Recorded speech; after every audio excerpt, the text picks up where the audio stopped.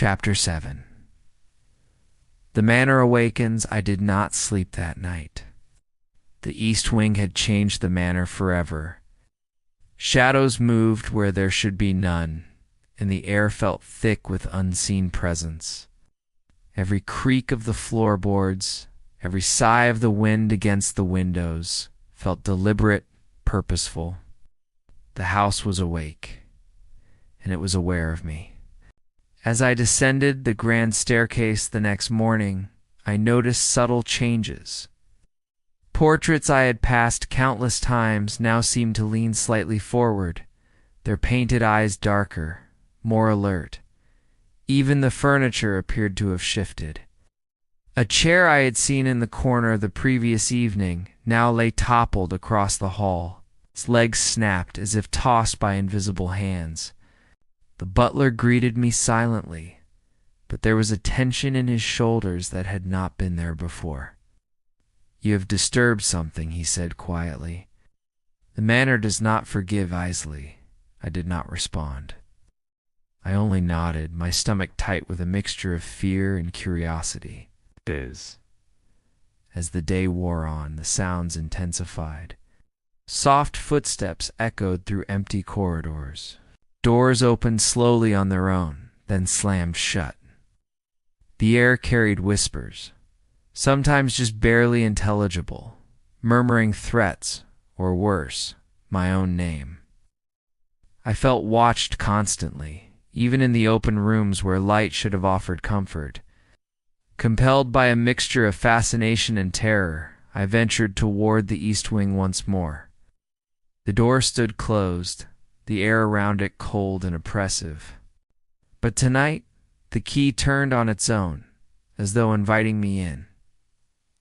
I stepped across the threshold. Inside, the mirror pulsed with an inner light, its surface now liquid and dark. Figures moved behind it, writhing in silent torment. And then I saw them, shadows of the past, twisted forms of the Harrowgate lineage, stepping from the portraits on the walls. They moved silently, following me with intent, their eyes glimmering with malice. I stumbled backward, heart hammering. A low, guttural sound filled the room, resonating in my chest. The walls themselves seemed to breathe, the ceiling stretching upward impossibly high. The floorboards bending beneath my feet. The manor was alive, and it was hungry. The whispers grew louder, forming words I could barely comprehend. "Join us. Stay belong." I ran from the east wing, but the corridors twisted unnaturally. The staircase no longer led to the grand hall, but to a long hallway I had never seen. Doors that had been solid now opened into darkness. Every corner seemed to contain watching eyes, and every shadow threatened to reach for me. By the time I returned to the green room, my mind was a whirl of fear and confusion. The manor had changed me, or perhaps it had revealed what I truly was. Shadows moved along the walls even in the faint candlelight, and I knew that no part of this house was safe.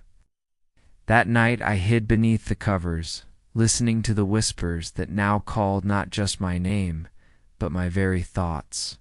The manor had awakened, and I was trapped within its pulse. And in that moment, I understood the truth. The east wing was not just a room, it was the heart of the house, and it had claimed me.